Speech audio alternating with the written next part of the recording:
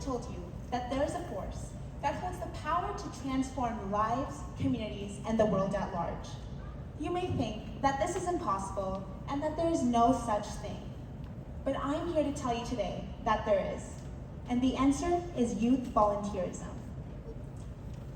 Let me start with a story of a young girl who witnessed innumerable individuals experiencing homelessness in downtown Phoenix. This really worried her, especially since winter was right around the corner. So she reached out to her community members for help. She talked to her neighbors, her family, her friends, and together they were able to collect 22 large boxes worth of warm clothing and blankets for the homeless population, which were welcomed at a local homeless shelter. Now, many people reached out asking how they could get involved in this initiative.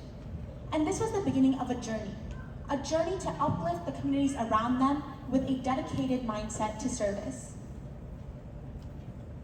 But today, there's a general apathy amongst teens to volunteer. Apathy is defined as the lack of interest, concern, or motivation to get involved. These individuals show no regard for what has happened, what is happening, and what will happen to their world and their communities. Therefore, they have a lack of passion and motivation to create a difference. Now, this is counterproductive to the well-being of our communities. According to Dr. Michael Robb, a head research psychologist for Common Sense, a nonprofit organization, children 8 to 12 years old have a screen time of just under 5 hours, while teens have a screen time of at least 7 to 7.5 hours. And this data was collected outside of technological use in schools and for their extracurricular activities. Now, this is largely concerning because this number has been rising since the pandemic. Teens today are experiencing desensitization due to social media information overload. This causes them to disconnect from real-world issues. And to take into account their academic pressures and stress, many feel the lack of motivation to get involved in what is going on in the real world. Now, this is very problematic because it's showing that teens just do not have the ability to they are under stress, so they are unable to make a difference.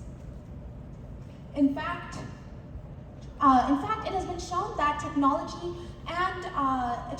and addictions can lead to altered behaviors and information overload, which such as mood behaviors and mood swings, causing apathy in one individual. The result is an amotivated person who does not have the ability and may feel that they are leading a life without purpose. So, according to British Medical Journal, an article published in 2019, it was shown that teens who are at least 14 years of age with at least 1 hour of screen time per day had cognitive dysfunction.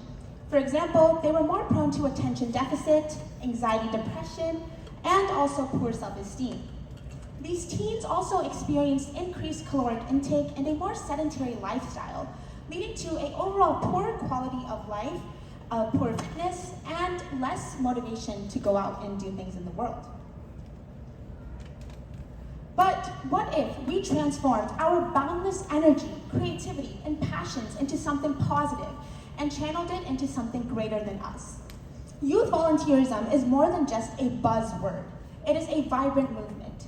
It is about young people like us putting in our work, our time, and efforts in order to make the communities around us better without expecting anything in return. It is not about filling up free time. It is about replacing the mold of apathy with a spirit of action. There are many ways one can get involved in their community, from volunteering at shelters, to tutoring, to mentoring, the list goes on.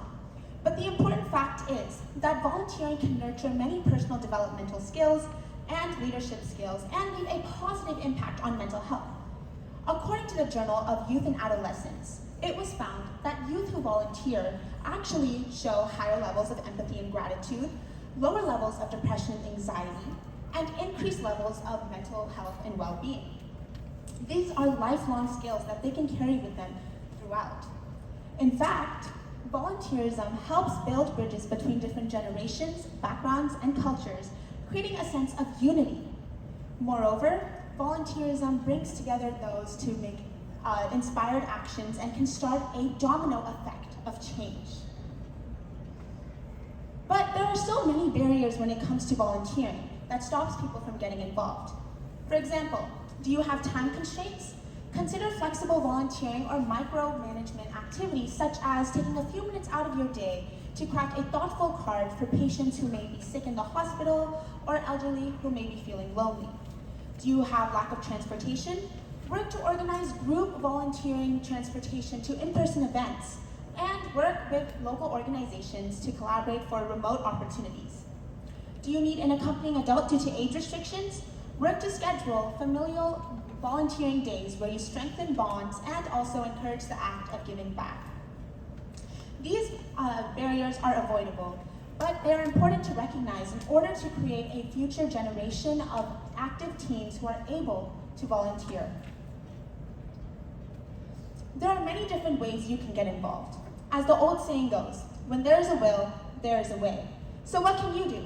Explore your passions and your interests and collaborate with local organizations in those fields and come up with in-person volunteering opportunities for those in your area.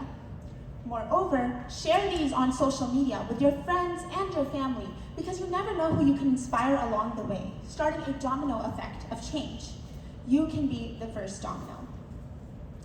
And volunteerism is not a duty, but it is an opportunity to uplift those around us and create a positive, everlasting change and leave a legacy in our community. So let's all unite in working together to uplift those around us. Let's change the narrative from apathy to action, from indifference to involvement. Let's be the generation for change. Thank you.